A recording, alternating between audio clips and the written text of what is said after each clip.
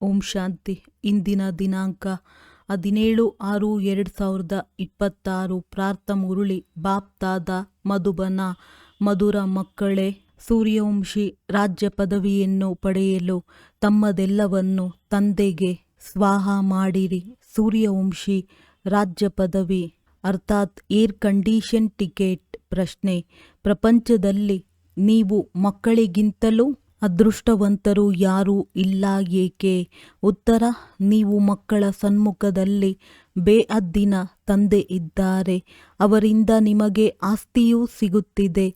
ನೀವು ಈ ಸಮಯದಲ್ಲಿ ಬೇಅದ್ದಿನ ತಂದೆ, ಶಿಕ್ಷಕ ಮತ್ತು ಸದ್ಗುರುವಿನ ಮಕ್ಕಳಾಗಿ ಅವರಿಂದ ಬೇಅದ್ದಿನ ಪ್ರಾಪ್ತಿಯನ್ನು ಮಾಡಿಕೊಳ್ಳುತ್ತೀರಿ. ಪ್ರಪಂಚದವರಂತೂ ಅವರನ್ನು ತಿಳಿದುಕೊಂಡೇ ಇಲ್ಲ. ಅಂದ ಮೇಲೆ ನಿಮ್ಮಂತಹ ಅದೃಷ್ಟವಂತರಾಗಲು ಹೇಗೆ ಸಾಧ್ಯ? ಗೀತೆ: ಬಹಳ ಅದೃಷ್ಟವಂತನಾಗಿದ್ದೇನೆ. ಓಂ ಶಾಂತಿ. ಬ್ರಾಹ್ಮಣ ಕುಲಭೂಷಣ ಮಕ್ಕಳು ತಿಳಿದುಕೊಂಡಿದ್ದೀರಿ. ನಾವೀಗ ಬ್ರಾಹ್ಮಣ ಸಂಪ್ರದಾಯದವರಾಗಿದ್ದೇವೆ, ನಂತರ ದೈವಿ ಸಂಪ್ರದಾಯದವರಾಗುತ್ತೇವೆ. ಮಕ್ಕಳಿಗೆ ತಂದೆಯು ಕುಳಿತು ತಿಳಿಸುತ್ತಾರೆ. ಈಗ ಬೇಅದ್ದಿನ ತಂದೆಯು ಸನ್ಮುಖದಲ್ಲಿದ್ದಾರೆ ಮತ್ತು ಅವರಿಂದ ಬೇಅದ್ದಿನ ಆಸ್ತಿಯೂ ಸಿಗುತ್ತಿದೆ. ಅಂದ ಮೇಲೆ ಇನ್ನೇನು ಬೇಕು? ಭಕ್ತಿ ಮಾರ್ಗವು ಯಾವಾಗಿನಿಂದ ನಡೆಯುತ್ತದೆ ಎಂಬುದು ಯಾರಿಗೂ ತಿಳಿದಿಲ್ಲ. ಭಕ್ತಿ ಮಾರ್ಗದ ಭಕ್ತರು ಭಗವಂತನನ್ನು ಅಥವಾ ವಧುಗಳು ವರನನ್ನು ನೆನಪು ಮಾಡುತ್ತಾರೆ.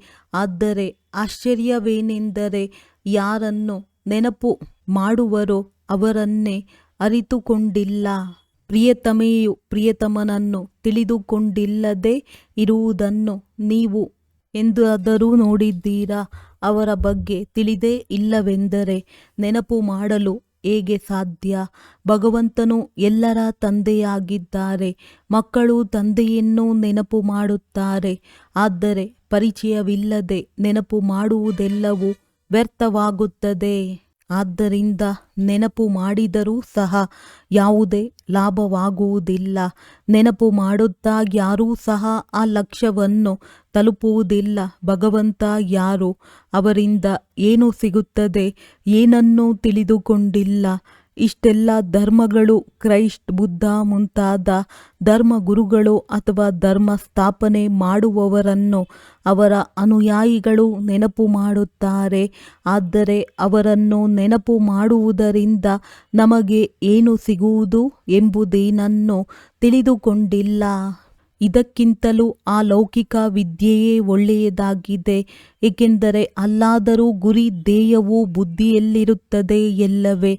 ತಂದೆಯಿಂದ ಏನು ಸಿಗುತ್ತದೆ, ಶಿಕ್ಷಕನಿಂದ ಏನು ಸಿಗುತ್ತದೆ ಮತ್ತು ಗುರುಗಳಿಂದ ಏನು ಸಿಗುತ್ತದೆ ಎಂಬುದನ್ನು ಮತ್ಯಾರೂ ತಿಳಿದುಕೊಳ್ಳುವುದಿಲ್ಲ. ನೀವಿಲ್ಲಿ ತಂದೆಯ ಮಕ್ಕಳಾಗಿ ನಂತರ ಶಿಕ್ಷಕ ಮತ್ತು ಸದ್ಗುರುವಿನವರಾಗಿರುತ್ತೀರಿ. ತಂದೆ ಮತ್ತು ಶಿಕ್ಷಕರಿಗಿಂತಲೂ ಗುರು ಶ್ರೇಷ್ಠವಾಗಿರುತ್ತಾರೆ. ಈಗ ನೀವು ಮಕ್ಕಳಿಗೆ ನಾವು ತಂದೆಯ ಮಕ್ಕಳಾಗಿದ್ದೇವೆ ಎಂದು ನಿಶ್ಚಯವಾಯಿತು. ತಂದೆಯು ನಮ್ಮನ್ನು 5,000 ವರ್ಷಗಳ ಮೊದಲಿನ ತರಹ ಬಂದು ಸ್ವರ್ಗದ ಮಾಲೀಕರನ್ನಾಗಿ ಮಾಡುತ್ತಾರೆ ಅಥವಾ ಶಾಂತಿಧಾಮದ ಮಾಲೀಕರನ್ನಾಗಿ ಮಾಡುತ್ತಾರೆ. ತಂದೆಯು ತಿಳಿಸುತ್ತಾರೆ, ಮುದ್ದು ಮಕ್ಕಳೇ, ನೀವು ನನ್ನಿಂದ ತಮ್ಮ ಆಸ್ತಿಯನ್ನು ಪಡೆಯುತ್ತೀರಲ್ಲವೇ? ಹೌದು ಬಾಬಾ, ಏಕೆ ಪಡೆಯುವುದಿಲ್ಲ ಎಂದು ಎಲ್ಲರೂ ಹೇಳುತ್ತಾರೆ. ಒಳ್ಳೆಯದು. ಚಂದ್ರವಂಶಿ ರಾಮ ಪದವಿಯನ್ನು ಪಡೆಯುವುದರಲ್ಲಿ ರಾಜಿಯಾಗುವಿರಾ? ನಿಮಗೆ ಏನು ಬೇಕು? ತಂದೆಯು ಉಡುಗೊರೆಯನ್ನು ತೆಗೆದುಕೊಂಡು ಬಂದಿದ್ದಾರೆ. ಸೂರ್ಯವಂಶಿ ಲಕ್ಷ್ಮಿಯನ್ನು ಒರಿಸುತ್ತೀರೋ ಅಥವಾ ಚಂದ್ರವಂಶಿ ಸೀತೆಯನ್ನು? ನೀವು ತಮ್ಮ ಮುಖವನ್ನಾದರೂ ನೋಡಿಕೊಳ್ಳಿ. ಶ್ರೀನಾರಾಯಣನನ್ನು ಅಥವಾ ಶ್ರೀಲಕ್ಷ್ಮಿಯನ್ನು ಒರಿಸಲು ಯೋಗ್ಯರಾಗಿದ್ದೀರಾ? ಯೋಗ್ಯರಾಗದೆ ವರಿಸಲು ಹೇಗೆ ಸಾಧ್ಯ?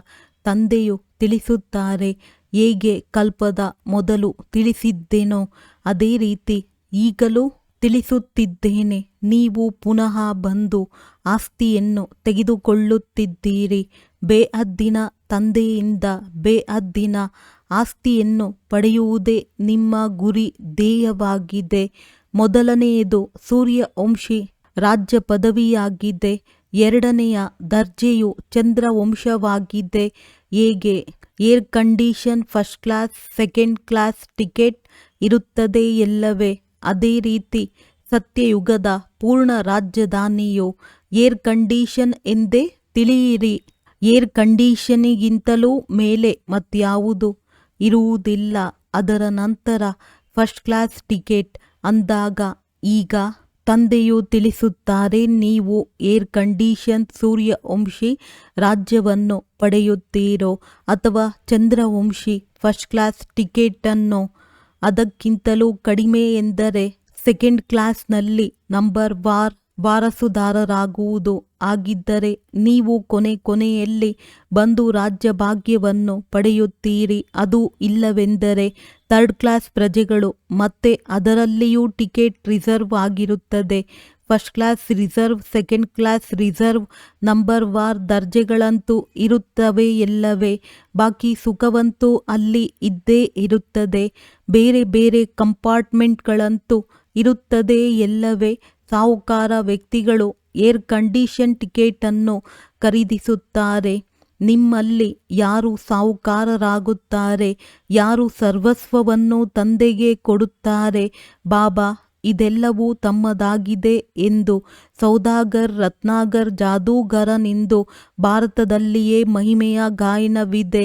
ಈ ಮಹಿಮೆಯು ತಂದೆಯದಾಗಿದೆ, ಕೃಷ್ಣನದಲ್ಲ. ಕೃಷ್ಣನಂತೂ ಆಸ್ತಿಯನ್ನು ತೆಗೆದುಕೊಂಡನು, ಸತ್ಯಯುಗದಲ್ಲಿ ಪ್ರಾರಬ್ಧವನ್ನು ಪಡೆದನು. ಅವನು ಸಹ ತಂದೆಯ ಮಗುವಾದನು. ಎಲ್ಲಿಂದಲೋ ಪ್ರಾರಬ್ಧವನ್ನು ಪಡೆದಿರಬೇಕಲ್ಲವೇ. ಲಕ್ಷ್ಮೀ ನಾರಾಯಣರು ಸತ್ಯಯುಗದಲ್ಲಿ ಪ್ರಾರಬ್ಧವನ್ನು ಭೋಗಿಸುತ್ತಾರೆ. ಈಗ ನೀವು ಮಕ್ಕಳು ಚೆನ್ನಾಗಿ ತಿಳಿದುಕೊಂಡಿದ್ದೀರಿ. ಅವಶ್ಯವಾಗಿ ಇವರು ಹಿಂದೆ ಪ್ರಾರಬ್ಧವನ್ನು ರೂಪಿಸಿಕೊಂಡಿರಬೇಕಲ್ಲವೇ. ನೆಹರೂನು ಪ್ರಾರಬ್ಧವು ಎಷ್ಟು ಚೆನ್ನಾಗಿತ್ತು. ಅವಶ್ಯವಾಗಿ ಅವರು ಒಳ್ಳೆಯ ಕರ್ಮ ಮಾಡಿದ್ದರು.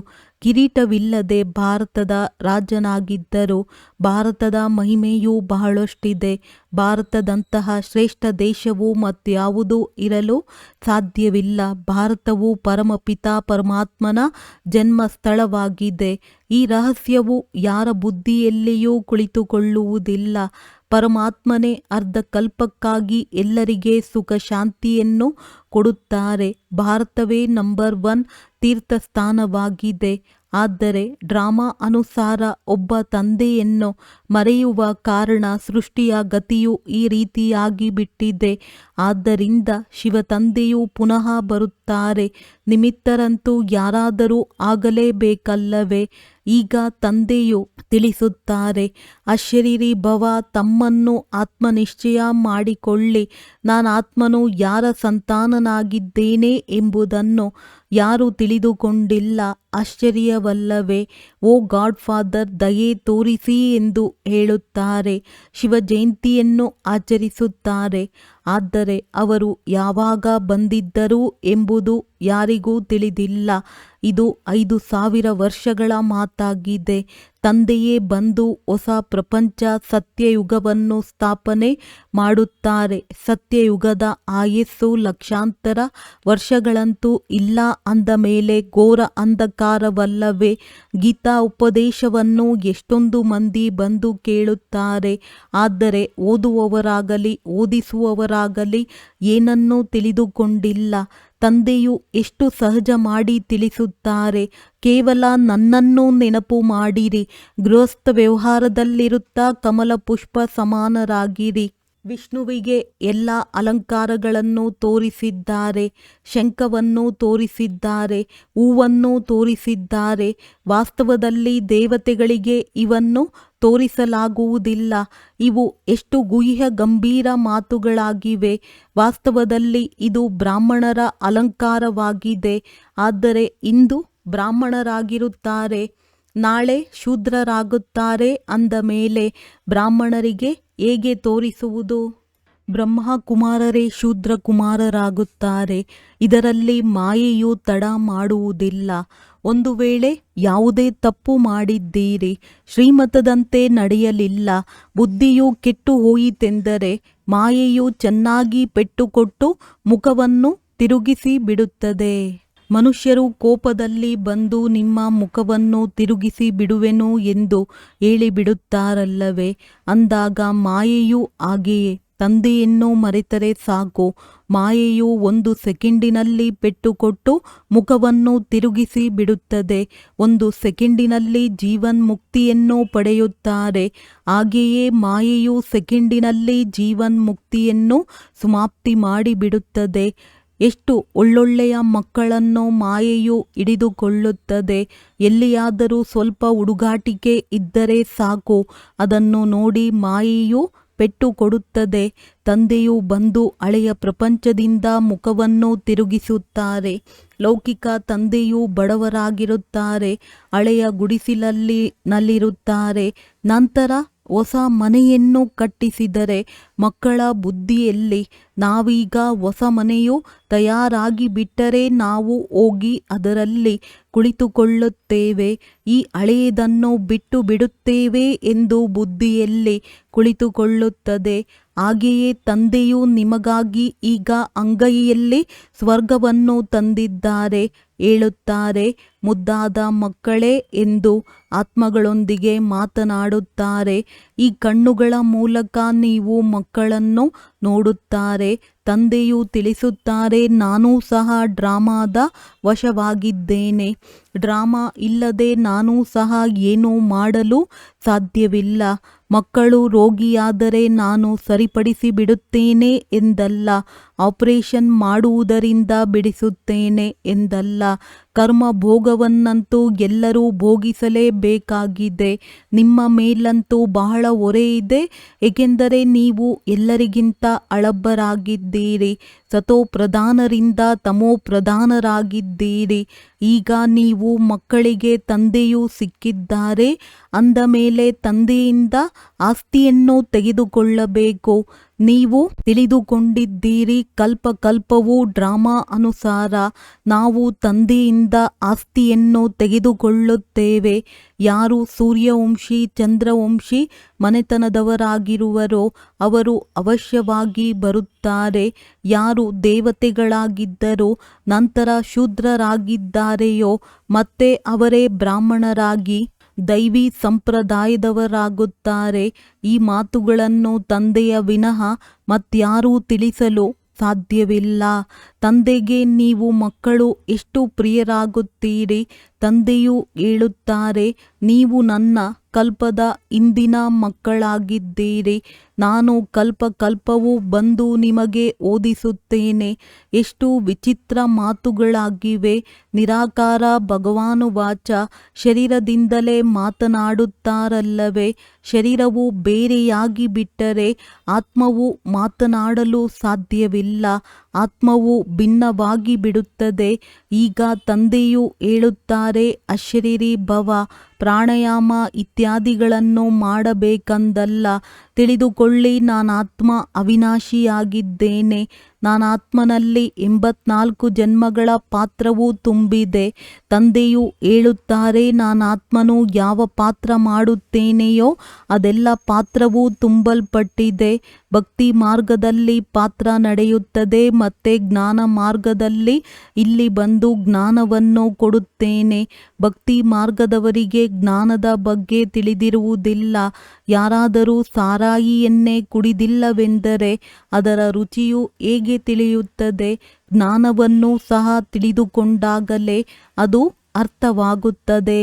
ಜ್ಞಾನದಿಂದ ಸದ್ಗತಿಯಾಗುತ್ತದೆ. ಅಂದ ಮೇಲೆ ಅವಶ್ಯವಾಗಿ ಜ್ಞಾನ ಸಾಗರನೇ ಸದ್ಗತಿ ಮಾಡುತ್ತಾರೆ. ನಾನು ಸರ್ವರ ಸದ್ಗತಿದಾತನಾಗಿದ್ದೇನೆಂದು ತಂದೆಯು ಹೇಳುತ್ತಾರೆ. ಸರ್ವೋದಯ ಲೀಡರ್ ಆಗಿದ್ದಾರಲ್ಲವೇ? ಎಷ್ಟೊಂದು ಭಿನ್ನ ಭಿನ್ನ ಪ್ರಕಾರದವರಿದ್ದಾರೆ. ವಾಸ್ತವದಲ್ಲಿ ಸರ್ವರ ಮೇಲೆ ದಯೆ ತೋರಿಸುವವರು ತಂದೆಯಾಗಿದ್ದಾರೆ. ಏ ಭಗವಂತ, ದಯೆ ತೋರಿಸಿ ಎಂದು ತಂದೆಯೊಂದಿಗೆ ಹೇಳುತ್ತಾರೆ. ಅಂದ ಮೇಲೆ ಎಲ್ಲರ ಮೇಲೆ ದಯೆ ತೋರಿಸುವವರು ಆ ತಂದೆಯೇ ಆಗಿದ್ದಾರೆ. ಉಳಿದೆಲ್ಲರೂ ಒಂದು ಮಿತವಾದ ದಯೆ ತೋರಿಸುವವರಾಗಿದ್ದಾರೆ. ತಂದೆಯಂತೂ ಇಡೀ ಪ್ರಪಂಚವನ್ನು ಸತೋ ಪ್ರಧಾನವನ್ನಾಗಿ ಮಾಡುತ್ತಾರೆ. ಅದರಲ್ಲಿ ತತ್ವಗಳೂ ಸಹ ಸತೋಪ್ರಧಾನವಾಗಿ ಬಿಡುತ್ತವೆ. ಇದು ಪರಮಾತ್ಮನ ಕಾರ್ಯವೇ ಆಗಿದೆ ಅಂದಾಗ ಸರ್ವೋದಯ ಎಂಬುದಕ್ಕೆ ಎಷ್ಟು ದೊಡ್ಡ ಅರ್ಥವಿದೆ. ಅವರು ಎಲ್ಲರ ಮೇಲೆ ದಯೆ ತೋರಿಸಿ ಬಿಡುತ್ತಾರೆ. ಸ್ವರ್ಗದ ಸ್ಥಾಪನೆಯಲ್ಲಿ ಯಾರೂ ದುಃಖಿಯಾಗುವುದಿಲ್ಲ. ಅಲ್ಲಿ ನಂಬರ್ 1 ಪೀಠೋಪಕರಣಗಳು, ವೈಭವ ಎಲ್ಲವೂ ಸಿಗುತ್ತವೆ. ದುಃಖ ಕೊಡುವಂತಹ ಪ್ರಾಣಿಗಳಾಗಲಿ ನೊಣಗಳಾಗಲಿ ಯಾವುದೂ ಇರುವುದಿಲ್ಲ. ಅಲ್ಲಿಯೂ ಹಿರಿಯ ವ್ಯಕ್ತಿಗಳ ಮನೆಯಲ್ಲಿ ಎಷ್ಟೊಂದು ಸ್ವಚ್ಛತೆ ಇರುತ್ತದೆ. ನೀವೆಂದೂ ನೊಣಗಳನ್ನು ನೋಡುವುದಿಲ್ಲ. ಯಾವುದೇ ಸೊಳ್ಳೆ ಇತ್ಯಾದಿಗಳು ಒಳಗೆ ನುಗ್ಗಲು ಸಾಧ್ಯವಿಲ್ಲ. ಸ್ವರ್ಗದಲ್ಲಿ ಒಳ ಪ್ರವೇಶಿಸಲು ಯಾವುದಕ್ಕೂ ಶಕ್ತಿ ಇರುವುದಿಲ್ಲ. ಕೊಳಕು ಮಾಡುವಂತಹ ಪ್ರಾಣಿ ಪಕ್ಷಿಗಳು ಅಲ್ಲಿ ಇರುವುದೇ ಇಲ್ಲ. ಸ್ವಾಭಾವಿಕ ಹೂಗಳ ಸುಗಂಧವಿರುತ್ತದೆ. ನಿಮಗೆ ಸೂಕ್ಷ್ಮ ವತನದಲ್ಲಿ ತಂದೆಯು ಶುಭೀರಸವನ್ನು ಕುಡಿಸುತ್ತಿದ್ದರು. ಈಗ ಸೂಕ್ಷ್ಮ ವತನದಲ್ಲಿ ಏನೂ ಇಲ್ಲ. ಇದೆಲ್ಲವೂ ಕೇವಲ ಸಾಕ್ಷಾತ್ಕಾರವಾಗಿದೆ. ವೈಕುಂಠದಲ್ಲಿ ಎಷ್ಟು ಒಳ್ಳೊಳ್ಳೆಯ ಹೂಗಳು, ಉದ್ಯಾನವನ ಇತ್ಯಾದಿಗಳಿರುತ್ತವೆ. ಸೂಕ್ಷ್ಮ ವತನದಲ್ಲಿ ಇದೇನೂ ಇಲ್ಲ. ಇದೆಲ್ಲವೂ ಸಾಕ್ಷಾತ್ಕಾರವಾಗಿದೆ. ಇಲ್ಲಿ ಕುಳಿತಿದ್ದರೂ ಸಹ ನೀವು ಸಾಕ್ಷಾತ್ಕಾರ ಮಾಡುತ್ತೀರಿ. ಗೀತೆಯು ಬಹಳ ಸುಂದರವಾಗಿದೆ. ನೀವು ತಿಳಿದುಕೊಂಡಿದ್ದೀರಿ, ನಮಗೆ ತಂದೆಯು ಸಿಕ್ಕಿದ್ದಾರೆ ಅಂದ ಮೇಲೆ ನಮಗೆ ಇನ್ನೇನು ಬೇಕು. ಬೇಅದ್ದಿನ ತಂದೆಯಿಂದ ಬೇಅದ್ದಿನ ಆಸ್ತಿಯನ್ನು ತೆಗೆದುಕೊಳ್ಳುತ್ತೀರಿ ಅಂದ ಮೇಲೆ ತಂದೆಯನ್ನು ನೆನಪು ಮಾಡಬೇಕಲ್ಲವೇ. ತಂದೆಯ ಮತವು ಪ್ರಸಿದ್ಧವಾಗಿದೆ. ಶ್ರೀಮತದಿಂದಲೇ ನಾವು ಶ್ರೇಷ್ಠಾತಿ ಶ್ರೇಷ್ಠರಾಗುತ್ತೇವೆ. ಉಳಿದೆಲ್ಲರದ್ದು ಆಸುರಿ ಮತವಾಗಿದೆ. ಆದ್ದರಿಂದ ಸತ್ಯಯುಗದಲ್ಲಿ ಸದಾ ಸುಖವಿತ್ತು, ಲಕ್ಷ್ಮೀನಾರಾಯಣರ ರಾಜ್ಯವಿತ್ತು ಎಂಬುದನ್ನು ಅವರು ತಿಳಿದುಕೊಳ್ಳುವುದೇ ಇಲ್ಲ. ಬಾಲ್ಯದಲ್ಲಿ ಅವರೇ ರಾಧಾ ಕೃಷ್ಣರಾಗಿದ್ದರು. ಆದರೆ ಅವರ ಚರಿತ್ರೆಯೇನೂ ಇಲ್ಲ. ಸ್ವರ್ಗದಲ್ಲಂತೂ ಎಲ್ಲ ಮಕ್ಕಳು ಬಹಳ ಸುಂದರರಾಗಿರುತ್ತಾರೆ. ಚಂಚಲತೆಯ ಯಾವುದೇ ಮಾತಿರುವುದಿಲ್ಲ. ಒಳ್ಳೆಯದು. ಮಧುರಾತಿ ಮಧುರ ಅಗಲಿ ಹೋಗಿ ಮರಳಿ ಸಿಕ್ಕಿರುವ ಮಕ್ಕಳ ಪ್ರತಿ ಮಾತ್ಪಿತಾ ಬಾಪ್ ದಾದಾರವರ ನೆನಪು, ಪ್ರೀತಿ ಹಾಗೂ ಸುಪ್ರಭಾತ. ಆತ್ಮಿಕ ಮಕ್ಕಳಿಗೆ ಆತ್ಮಿಕ ತಂದೆಯ ನಮಸ್ತೆ. ಧಾರಣೆಗಾಗಿ ಮುಖ್ಯ ಸಾರ. ಈ ಹಳೆಯ ಪ್ರಪಂಚದಿಂದ ಮುಖವನ್ನು ತಿರುಗಿಸಿಕೊಂಡಿದ್ದೀರಿ ಅಂದ ಮೇಲೆ ಪುನಃ ಮಾಯೆಯು ತನ್ನ ಕಡೆ ತಿರುಗಿಸುವಂತಹ ಯಾವುದೇ ತಪ್ಪನ್ನು ಮಾಡಬಾರದು. ಶ್ರೀಮತದ ಉಲ್ಲಂಘನೆ ಮಾಡಬಾರದು. ತಂದೆಯಿಂದ ಪೂರ್ಣ ಆಸ್ತಿಯನ್ನು ತೆಗೆದುಕೊಳ್ಳಬೇಕಾಗಿದೆ. ತಂದೆಗೆ ತಮ್ಮದೆಲ್ಲವನ್ನು ಸ್ವಾಹ ಮಾಡಿ ಪಕ್ಕಾ ವಾರಸುದಾರರಾಗಿ ಸತ್ಯಯುಗಿ ಏರ್ ಕಂಡೀಷನ್ ಟಿಕೆಟನ್ನು ತೆಗೆದುಕೊಳ್ಳಬೇಕಾಗಿದೆ. ಗುರಿ ಧ್ಯೇಯವನ್ನು ಬುದ್ಧಿಯಲ್ಲಿಟ್ಟುಕೊಂಡು ಪುರುಷಾರ್ಥ ಮಾಡಬೇಕಾಗಿದೆ. ವರದಾನ: ಸ್ವಸ್ಥಿತಿಯ ಮೂಲಕ ಸರ್ವ ಪರಿಸ್ಥಿತಿಗಳನ್ನು ಎದುರಿಸುವಂತಹ ಅವ್ಯಕ್ತ ಸ್ಥಿತಿಯ ಅಭ್ಯಾಸಿ ಭವ. ಯಾವಾಗ ಅವ್ಯಕ್ತ ಸ್ಥಿತಿಯ ಅಭ್ಯಾಸದ ಹವ್ಯಾಸಿಯಾಗಿ ಬಿಡುತ್ತೀರಿ, ಆಗಲೇ ಸ್ವಸ್ಥಿತಿಯ ಮೂಲಕ ಪ್ರತಿಯೊಂದು ಪರಿಸ್ಥಿತಿಯನ್ನು ಎದುರಿಸಬಹುದು. ಹಾಗೆಯೇ ಈ ಹವ್ಯಾಸವು ನ್ಯಾಯಾಲಯಕ್ಕೆ ಹೋಗುವುದರಿಂದ ರಕ್ಷಿಸುತ್ತದೆ. ಆದ್ದರಿಂದ ಈ ಅಭ್ಯಾಸವನ್ನು ಸ್ವಾಭಾವಿಕ ಹಾಗೂ ಸ್ವಭಾವವನ್ನಾಗಿ ಮಾಡಿಕೊಂಡಾಗ ಪ್ರಾಕೃತಿಕ ವಿಕೋಪಗಳಾಗಲಿ, ಏಕೆಂದರೆ ಯಾವಾಗ ಎದುರಿಸುವಂಥವರು ಸ್ವಸ್ಥಿತಿಯಿಂದ ಪ್ರತಿಯೊಂದು ಪರಿಸ್ಥಿತಿಯನ್ನು ಪಾರು ಮಾಡುವಂತಹ ಶಕ್ತಿಯನ್ನು ಧಾರಣೆ ಮಾಡಿಕೊಳ್ಳುತ್ತಾರೆಯೋ ಆಗಲೇ ಪರದೆಯು ತೆರೆಯಲ್ಪಡುವುದು. ಇದಕ್ಕಾಗಿ ಹಳೆಯ ಹವ್ಯಾಸಗಳಿಂದ, ಹಳೆಯ ಸಂಸ್ಕಾರಗಳಿಂದ, ಹಳೆಯ ಮಾತುಗಳಿಂದ ಸಂಪೂರ್ಣವಾಗಿ ವೈರಾಗ್ಯವಿರಲಿ. ಸ್ಲೋಗನ್: ಸ್ವಯಂವನ್ನು ನಿಮಿತ್ತ ಮಾಡುವವನೆಂದು ತಿಳಿದುಕೊಳ್ಳುತ್ತೀರೆಂದರೆ ಯಾವುದೇ ಕರ್ಮದಲ್ಲಿ ಸುಸ್ತಾಗಲು ಸಾಧ್ಯವಿಲ್ಲ. ಮಾತೇಶ್ವರಿಯವರ ಅಮೂಲ್ಯ ಮಹಾವಾಕ್ಯಗಳು. ಮನುಷ್ಯಲೋಕ, ದೇವಲೋಕ, ಭೂತ ಪ್ರೇತಗಳ ಪ್ರಪಂಚದ ವಿಸ್ತಾರ. ಬಹಳ ಮನುಷ್ಯರು ಪ್ರಶ್ನಿಸುತ್ತಾರೆ, ಈ ಅಶುದ್ಧ ಆತ್ಮರೇನಿದ್ದಾರೆ ಅವರನ್ನು ಭೂತವೆಂದು ಹೇಳಲಾಗುತ್ತದೆ. ಇದು ಸತ್ಯವೇ ಅಥವಾ ಕಲ್ಪನೆಯೇ ಅಥವಾ ಭ್ರಮೆಯೇ ಇಂದು ಅದರ ಬಗ್ಗೆ ತಿಳಿಸಲಾಗುತ್ತದೆ. ಮನುಷ್ಯಾತ್ಮರು ಯಾವಾಗ ವಿಕರ್ಮ ಮಾಡುತ್ತಾರೆಯೋ ಆಗ ಅವರಿಗೆ ಅವಶ್ಯವಾಗಿ ಅನೇಕ ಪ್ರಕಾರದ ಶಿಕ್ಷೆಗಳಾಗುತ್ತವೆ ಮತ್ತು ಆ ಶಿಕ್ಷೆಗಳನ್ನು ಮನುಷ್ಯ ಜನ್ಮದಲ್ಲಿಯೇ ಭೋಗಿಸಲಾಗುತ್ತದೆಯೇ ಹೊರತು ಪ್ರಾಣಿ ಅಥವಾ ಪಕ್ಷಿಯ ಗರ್ಭದಲ್ಲಲ್ಲ. ಮನುಷ್ಯನು ಮನುಷ್ಯನೇ ಆಗುತ್ತಾನೆ. ಮನುಷ್ಯಾತ್ಮನೇ ಬೇರೆ ಮತ್ತು ಪ್ರಾಣಿಗಳ ಆತ್ಮವೇ ಬೇರೆ ಆಗಿದೆ. ಮನುಷ್ಯನೆಂದಿಗೂ ಪ್ರಾಣಿಯಾಗುವುದಿಲ್ಲ ಹಾಗೂ ಪ್ರಾಣಿಗಳೆಂದಿಗೂ ಮನುಷ್ಯನಾಗಲು ಸಾಧ್ಯವಿಲ್ಲ. ಅವುಗಳ ಪ್ರಪಂಚವೇ ಬೇರೆ, ಮನುಷ್ಯಾತ್ಮರ ಪ್ರಪಂಚವೇ ಬೇರೆ ಆಗಿದೆ. ದುಃಖ ಸುಖವನ್ನು ಭೋಗಿಸುವ ಅನುಭೂತಿಯು ಮನುಷ್ಯರಲ್ಲಿ ಹೆಚ್ಚಾಗಿರುತ್ತದೆ, ಪ್ರಾಣಿಗಳಲ್ಲಿ ಇರುವುದಿಲ್ಲ. ಯಾವಾಗ ನಾವು ಶುದ್ಧ ಕರ್ಮವನ್ನು ಮಾಡುವುದರಿಂದ ಸುಖವನ್ನು ಸಹ ಮನುಷ್ಯ ತನುವಿನಲ್ಲಿಯೇ ಪಡೆಯುತ್ತೇವೆ, ಅದೇ ರೀತಿ ದುಃಖವನ್ನು ಕೂಡ ಅವಶ್ಯವಾಗಿ ಮನುಷ್ಯ ತನುವಿನಲ್ಲಿಯೇ ಬಂದು ಭೋಗಿಸಬೇಕಾಗಿದೆ.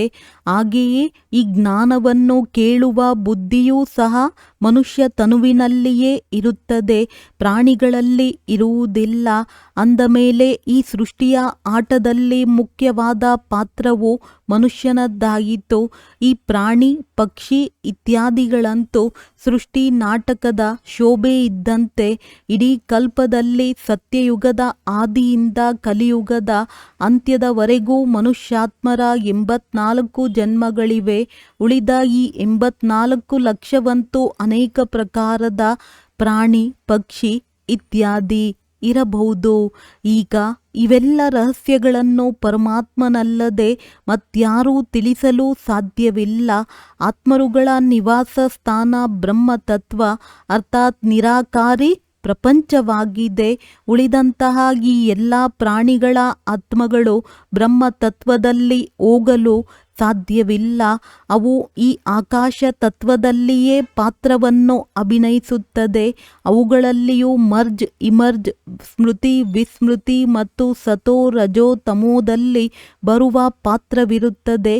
ಆದ್ದರಿಂದ ನಾವು ಪ್ರಕೃತಿಯ ಬಗ್ಗೆ ಹೆಚ್ಚು ವಿಸ್ತಾರದಲ್ಲಿ ಹೋಗುವುದಕ್ಕೆ ಮೊದಲು ಸ್ವಯಂ ಆತ್ಮನ ಕಲ್ಯಾಣವನ್ನು ಮಾಡಿಕೊಳ್ಳಬೇಕು, ಅರ್ಥಾತ್ ಮನ್ಮನಾಭವ. ಈಗ ಮನುಷ್ಯಾತ್ಮನ ಬಗ್ಗೆ ತಿಳಿದುಕೊಳ್ಳುವುದಕ್ಕೆ ಬರುತ್ತೇವೆ. ಯಾವ ಆತ್ಮರು ಅಶುದ್ಧ ಕರ್ಮವನ್ನು ಮಾಡುವುದರಿಂದ ವಿಕರ್ಮಗಳಾಗುತ್ತವೆ, ಅವು ತನ್ನ ಅಶುದ್ಧ ಸಂಸ್ಕಾರದನುಸಾರ ಜನನ ಮರಣದ ಚಕ್ರದಲ್ಲಿ ಬರುತ್ತಾ ಆದಿ ಮಧ್ಯ ಅಂತ್ಯ ಅರ್ಥಾತ್ ತಾನು ಮಾಡಿರುವ ವಿಕರ್ಮಗಳ ಸಾಕ್ಷಾತ್ಕಾರವು ಸಾಯುವ ಸಮಯದಲ್ಲಿ ನೋಡುತ್ತಾ ಸೂಕ್ಷ್ಮದಲ್ಲಿ ಶಿಕ್ಷೆಯನ್ನು ಅನುಭವಿಸುತ್ತಾರೆ. ಈ ಸ್ವಲ್ಪ ಸಮಯದಲ್ಲಿ ಅನೇಕ ಜನ್ಮಗಳ ದುಃಖದ ಅನುಭೂತಿಯಾಗುವುದು. ಅನಂತರ ಶರೀರವನ್ನು ಬಿಟ್ಟು ಹೋಗಿ ಗರ್ಭ ಜೈಲಿನಲ್ಲಿ ದುಃಖವನ್ನು ಅನುಭವಿಸುತ್ತಾರೆ. ಅನಂತರ ಸಂಸ್ಕಾರದನುಸಾರ ಅಂತಹ ಮಾತಾಪಿತನ ಬಳಿ ಜನ್ಮವನ್ನು ಪಡೆದು ತನ್ನ ಜೀವನದಲ್ಲಿ ಅಲ್ಲಿಯೇ ಸುಖ ದುಃಖವನ್ನು ಅನುಭವಿಸುತ್ತಾರೆ.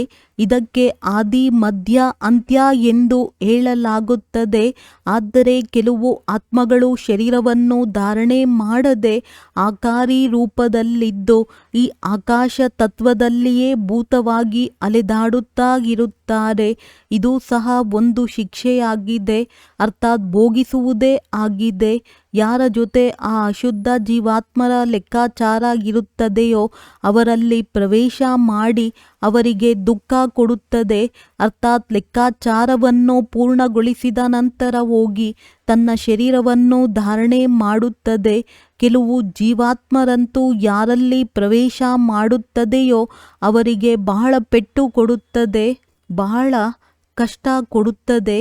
ಆದರೆ ಇವೆಲ್ಲವೂ ಲೆಕ್ಕಾಚಾರಗಳಲ್ಲಿ ಭೋಗಿಸುವ ಪ್ರಕಾರಗಳಾಗಿವೆ. ಅದೆಲ್ಲವನ್ನು ಮನುಷ್ಯ ತನುವಿನಲ್ಲಿಯೇ ಸುಖ ಅಥವಾ ದುಃಖದ ಅನುಭೂತಿ ಆಗುವುದು. ತಮಗೆ ಇದನ್ನಂತೂ ತಿಳಿಸಲಾಗಿದೆ. ಯಾವ ಆತ್ಮವು ಮುಕ್ತಿಧಾಮದಿಂದ ಈ ಸಾಕಾರಿ ಆಟದಲ್ಲಿ ಬರುತ್ತದೆಯೋ ಅದು ಮಧ್ಯದಲ್ಲಿಯೇ ಹಿಂತಿರುಗಿ ಹೋಗಲು ಸಾಧ್ಯವಿಲ್ಲ. ಆದರೆ ಸ್ವಯಂ ಮಾಡಿರುವ ಅಶುದ್ಧ ಶುದ್ಧ ಕರ್ಮಗಳನುಸಾರ ಸಂಸ್ಕಾರವನ್ನು ತೆಗೆದುಕೊಂಡು ಸುಖ ದುಃಖದ ಬಂಧನದಲ್ಲಿ ಬರುತ್ತದೆ. ಎಲ್ಲ ಆತ್ಮರುಗಳ ಪುನರ್ಜನ್ಮವಾಗುತ್ತದೆ. ಆದರೆ ಕೇವಲ ಒಬ್ಬ ಪರಮಾತ್ಮನದ್ದಾಗುವುದಿಲ್ಲ. ಒಳ್ಳೆಯದು. ಓಂ ಶಾಂತಿ. ಅವ್ಯಕ್ತ ಸೂಚನೆಗಳು. ಸದಾ ಹರ್ಷಿತರಾಗಿರಲು ತಮ್ಮ ಸ್ವಭಾವವನ್ನು ಸರಳ ಮಾಡಿಕೊಳ್ಳಿರಿ. ಸಹನಶೀಲರಾಗಿರಿ. ಬಾಪ್ ದಾದಾರವರಿಗೆ ಎಲ್ಲದಕ್ಕಿಂತ ಪ್ರಿಯ ಸ್ವಚ್ಛ ಹೃದಯದ ಮಕ್ಕಳಾಗಿದ್ದಾರೆ. ಸ್ವಚ್ಛ ಹೃದಯ ಸದಾ ಬಾಪ್ ದಾದಾರವರ ಹೃದಯ ಸಿಂಹಾಸನಾಧೀಶರಾಗಿದ್ದಾರೆ. ಅವರು ವೃತ್ತಿಯಲ್ಲಿ, ದೃಷ್ಟಿಯಲ್ಲಿ, ಮಾತಿನಲ್ಲಿ, ಸಂಬಂಧ ಸಂಪರ್ಕದಲ್ಲಿ ಸರಳ ಮತ್ತು ಸ್ಪಷ್ಟ ಒಂದು ಸಮಾನ ಕಾಣಿಸುತ್ತದೆ. ಸರಳತೆಯ ಲಕ್ಷಣವಾಗಿದೆ. ಹೃದಯ ಬುದ್ಧಿ ಮಾತು ಒಂದೇ ಸಮಾನ. ಹೃದಯದಲ್ಲಿ ಒಂದು, ಮಾತಿನಲ್ಲಿ ಇನ್ನೊಂದು. ಈ ಸರಳತೆಯ ಲಕ್ಷಣವಲ್ಲ. ಸರಳ ಸ್ವಭಾವದವರು ಸದಾ ನಿರ್ಮಾಣ ಚಿತ್ತ, ನಿರಹಂಕಾರಿ, ನಿಸ್ವಾರ್ಥಿಯಾಗಿರುತ್ತಾರೆ. ಅವರು ಸರಳ ಚಿತ್ತ, ಸರಳ ವಾಣಿ, ಸರಳ ವೃತ್ತಿ, ಸರಳ ದೃಷ್ಟಿಯವರಾಗುತ್ತಾರೆ. ಒಳ್ಳೆಯದು. ಓಂ ಶಾಂತಿ.